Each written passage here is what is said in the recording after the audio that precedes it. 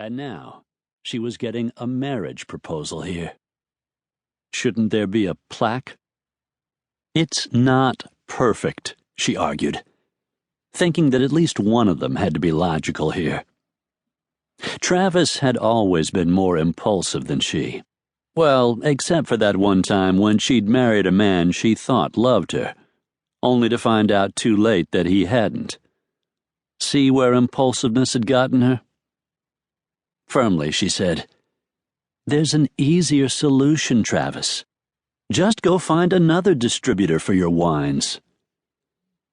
He shook his head, dark brown hair flopping across his forehead in a way that made her want to reach across the table and smooth it back for him. She resisted. "Can't. Thomas Henry is the best, and you know I never settle for less than the best." True, he never had. Travis had grown up as a member of one of the wealthiest, most powerful families in the state. He'd long ago grown accustomed to being on top, being number one. And there was nothing Travis cared for more than King Vineyards.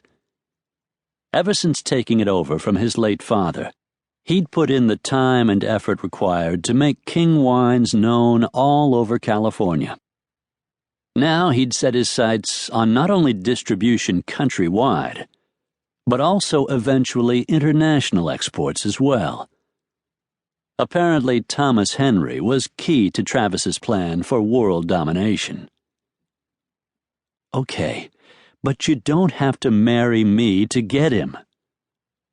"No." He sat back in the booth seat with a disgusted scowl on his face. "I don't. I could marry one of Henry's hideous daughters instead. I told you, Julie. The guy's kind of eccentric. He's a self-made millionaire, and now his big goal in life is to get his girls married. I'm single, rich, therefore I'm prime husband material." She smiled. "He can't force you to marry one of his daughters.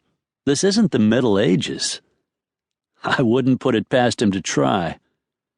Travis smiled wryly.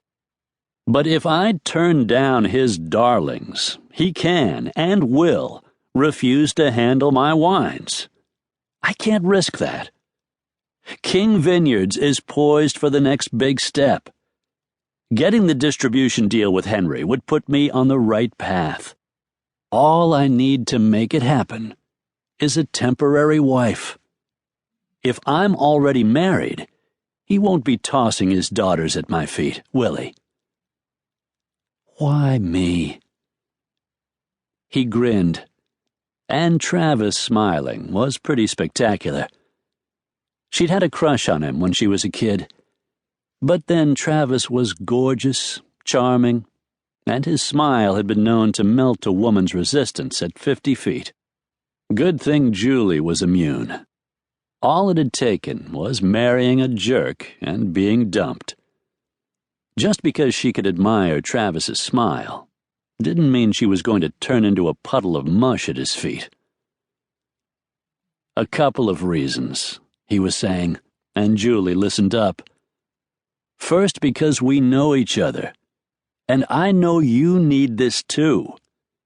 Second, because I trust you to stick to our agreement and not try to bleed me for extra cash."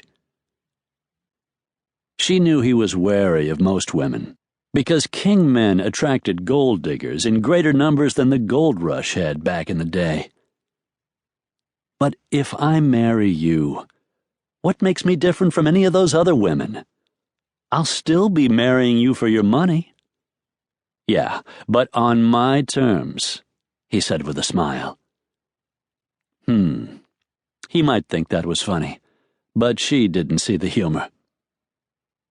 Julie watched women throw themselves at Travis for years, and all of them had had one eye on his exceptional behind and the other eye on his bank account. If she allowed him to pay her to marry him, wasn't she just another member of a very large, mercenary crowd? Julie groaned inwardly and sucked at her chocolate chip.